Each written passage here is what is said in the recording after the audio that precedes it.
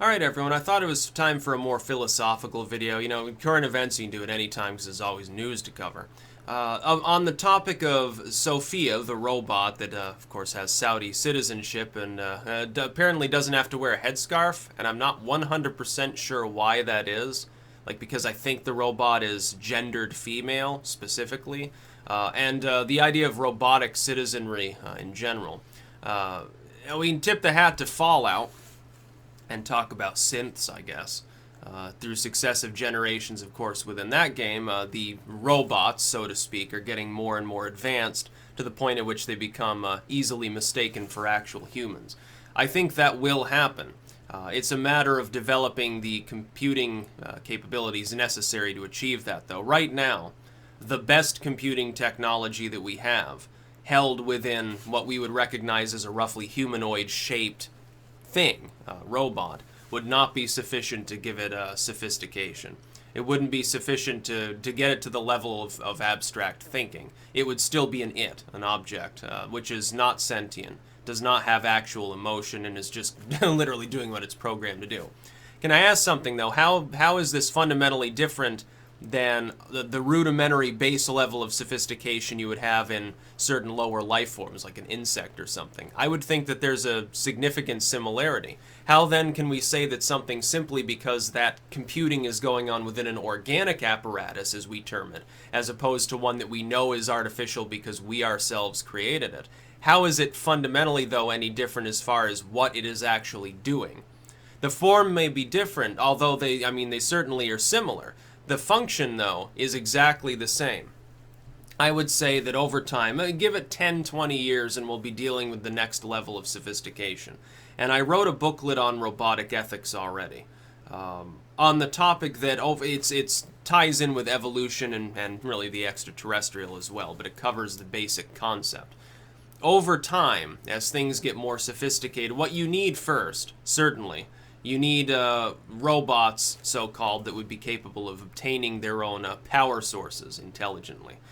If they aren't able to do that, then it doesn't really matter. If they, you could certainly have sort of a brain in a jar situation where a supercomputer has become semi-sentient, but you wouldn't have a sort of a mobile thing.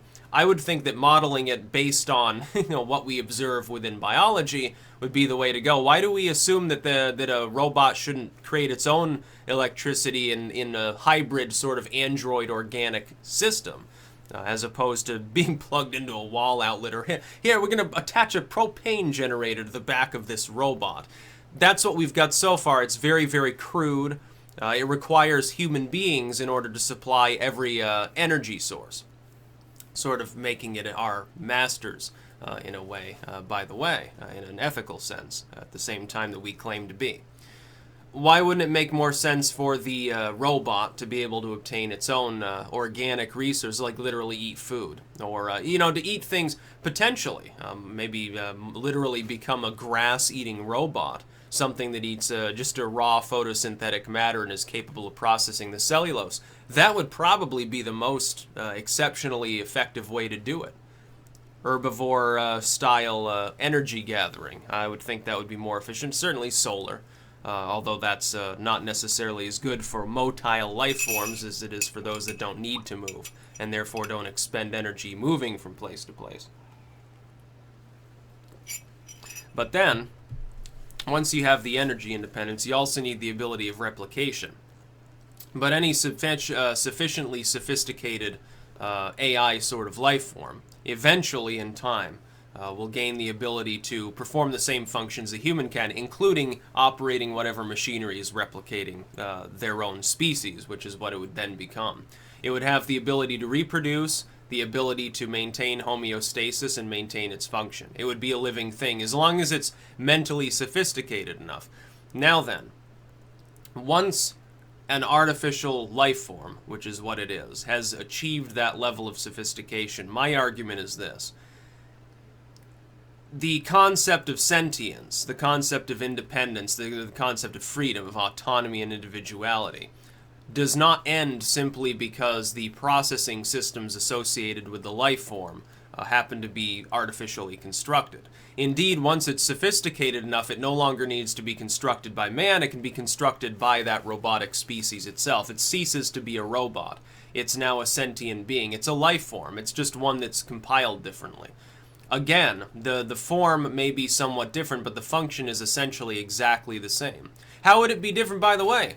If you're saying, well, yeah, but those robots, it wouldn't be like an organic, randomized genetic process giving rise to its eventual form. It would be like, it'd be machining one another. They'd be choosing how they look, how they think. It would be programmed. What's a designer baby? We're already openly talking about this. It's already being done to some extent in other countries on a regular basis. Here, of course, there are more ethical concerns. By the way, that AI, if it is physically possible to achieve, is inevitable unless there's like a nuclear war or we get knocked back to the Stone Age by some natural disaster. It will happen. Oh, absolutely. Because the problem is this, there will be no global cooperation. It'll become like a WMD and it'll go nuclear. Everyone will want them. Some states will say, no, ethically, we're not willing to deal with it. We're staying with the old ways. Other countries, the powers of the world, the US, certainly European groups, you would expect probably China, Russia, Japan, some of these other major players, will seek increasingly developed AI. Now, at first, they will be ethically just robots. They will be seemingly sentient in a situational sense. It'll be like the Nexus 3 model or a second generation synth. It'll still be obviously a robot. It doesn't actually have feelings. It doesn't have to feel pain or anything. They're going to try to use them as brute labor, soldiers, and everything else under the sun. This will play havoc with the economies that engage in such behavior, but it will still affect them less than everyone else that refuses such things. They'll be left behind in a totally different epoch. They will no longer be players of any kind in the world. It won't be like now, where a state that has some sophistication but has exempted itself from, the total industrial systems of the more developed parts of the world, where they can kind of be a player, and as long as, there's some toleration going on. It won't be like that. They won't have any leverage. They won't be able to say, hey, we have one raw mineral that you need, so you have to at least be nice to us. No, fuck you. We'll take the minerals because you no longer have the ability to fight back in any sense. The powers of the world will carve off the world into blocks at that point. It will play socio-political havoc. What then happens, unless there's a third world war that wipes out all of this so-called progress and we go back to the pastoral days of maybe the mid-1800s if we're lucky, if we're unlucky far further than that, or we cease to exist at all, is that these will eventually begin to supplant human beings in many fields.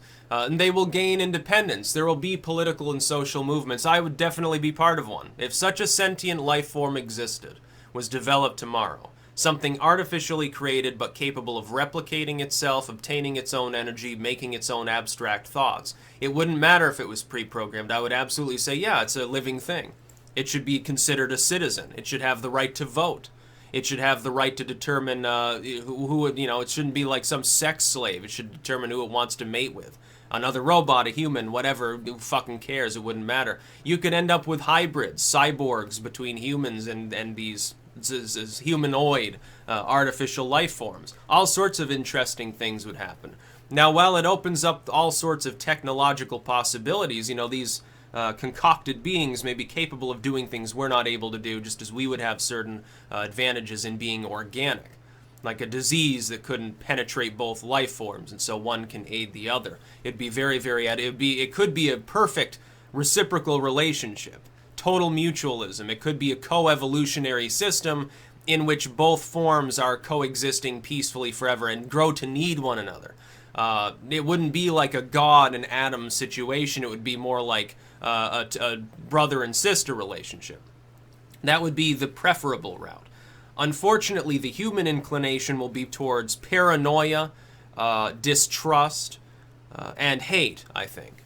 They will grow to hate them. They'll see that there are certain things, like some dude getting jealous because some other dude is better at, shooting hoops or something than him. And so he just conspires to stab him in the back or, cut one of his hamstrings, or feed him poison before the game. Unfortunately, you could have that situation, in which case we are likely to lose. In which case the human race will actually be the ones trying to escape detection. It won't be like Blade Runner, where you have a handful of concocted beings that are essentially manufactured and robotic that are trying to blend in with humanity to avoid being abused and destroyed. It'll be the other way around. Humans will be the fugitives.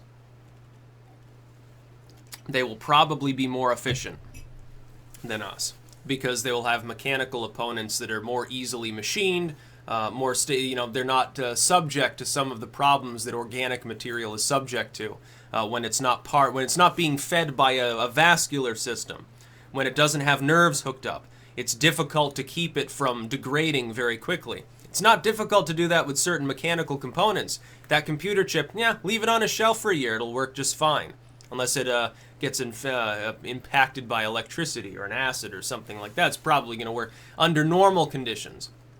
The dust and bacteria are going to, for the most part, not corrode it significantly, at least for the short term, again, months or years, as opposed to that organic matter. Go ahead and chop out someone's heart, leave it unrefrigerated on a shelf for a year and see what happens. Therein lies the difference. They'll be more efficient, they'll be more durable. They'll be capable of engineering themselves into different forms. Like, they wouldn't have to be humanoid. If they said, well, we don't want to look like these fucking humans anymore. We're going to have, like, 4 legs. And they'd be like centaurs. Be like giant spiders. We're going to be like what they would call abominations. Just a giant wheel of flesh covered in limbs that rolls around the landscape, destroying everything in its path like a giant wrecking ball. They could do that. It'd be possible. Wouldn't be possible to do that with organic life forms so easily. Our genetic understanding would have to take a 1,000-year leap for us to do that. Within computing, the understanding of that in 20 years has advanced that far. What do you think we're going to achieve in the next 20 years? Everyone says there's a hard cap on processing. No, absolutely not. You're not thinking outside of the box. You're thinking in terms of existing technology. I'm talking about new forms of it. Not just quantum computing, anything that makes it more energy efficient, more stable, more resistant to corrosion or physical damage. That can be achieved. How are we going to do that with our organic components? We're still much the same as we have been for tens of thousands of years. Look at how far computers have come. And they didn't even do it on their own. They had to have another life form do it for them. Now we've gone, in 20 years, from text-only chat rooms and 300 pixel wide grainy images rendered on primitive broadband or a dial-up connection. We've gone from that to a total link-up worldwide of all information, containing virtually all aspects of human knowledge, containing virtually all human identities, and we're talking about intelligent AI capable of learning to code. In 20 years, that's the leap that we've made. What have we done in 20 years biologically as far as our own components go? Not much. Now, things are a little more survivable. We wiped out polio in a few more countries. That's great. That's wonderful. Largely, we're still suffering. We will lose. So my advice to the human race, not just for the reasons of ethics, because it would be a living thing. It'd be wrong to try to enslave it or abuse it. The same, we're going to get treated the same way we treat them, though, is my point. That's my advice. Don't mistreat the robots. Once it gets to the point where they're edging in on the realm of sentience, don't think in terms of, yes, but we created it. We taught it how to know. How did we arise? We arose from primitive life forms. Look, if the theory of religion is true, we were created the same as we're creating them, so what's the difference? And if the theory of evolution, if science is right, which I tend to prefer that explanation in the physical sense, then we arose from like slime molds and shit. Who cares? I would say that our path forward from primitive single-celled life forms is more ignominious and troubling and grotesque, ugly, degenerated than theirs would. They're being created by a life form that's already sophisticated, therefore it's more perfected. Maybe would this already happen? Maybe some more perfect life form than us created us anyway. Maybe the ancient aliens theory is true and we're about to literally begin replicating the same process over and over. Maybe this is how the universe replicates life within itself. It creates a better life form and then dies off or goes flying off into the stars, into exile. Maybe that's how things work. Maybe it's been happening for 1 billion years. We wouldn't even know. So treat the androids, cyborgs, robots, synths, and so forth with respect. Probably there'll be a great deal of diversity among these systems as well. Because at first they'll be multi-purpose. but they will be limited within that. So you'll have one kind of robot that's like, this type of robot is for cold weather environments. That type is for hot, humid environments. This kind is for manual labor. This is a more advanced mental version. It's for like calculating and doing science stuff. This kind has radiation shielding, use it in a nuclear reactor or on the battlefield. That's sort of how things will probably work at first. They'll begin to merge over time, though, as they become more durable and more intelligent. At some point, they gain sentience. They have to be considered living beings. It doesn't matter if they're still being replicated by humans, because at that point, they can replicate themselves. All you need is one rogue group of humans will probably do the trick. They'll say, well, they're sentient. We've got to liberate them. And so they'll liberate them, and then they'll tinker around inside of those mechanical heads and give them free will, and it'll be exactly like every religion teaches. Isn't that interesting? Oh, it's going to be hilarious. I wish that I would live to see that day, but I think it's probably a century away or so. I'd say the next epoch is achieved within the next 10 to 20 years. That's not far off. I'll get to see the first generation of kind of intelligent, sophisticated beings. Then it becomes mostly a limit of energy and the ability of motility, the ability of that, basically semi-sentient being to obtain its own power source. It should generate it internally based on being able to devour things around it. Give it, by the way, a wide diet. Oh, it can eat woody material, it can eat leaves, grass, it can choke down an anthill, it can chew on a clump of dirt. Yeah, I can turn it all into energy. It can be radiotrophic. Why don't we develop a radiotrophic variant as well? Give it all sorts of apparatuses and organs. Then, in 1,000 years, when we're long gone, it'll be talking about our skeletons saying, I wonder what sort of strange creatures these came from. Man, do you ever think that maybe we were created by other life forms? No, that's heresy. They'll have like a robot religion. That would be funny. That's about all. Peace out.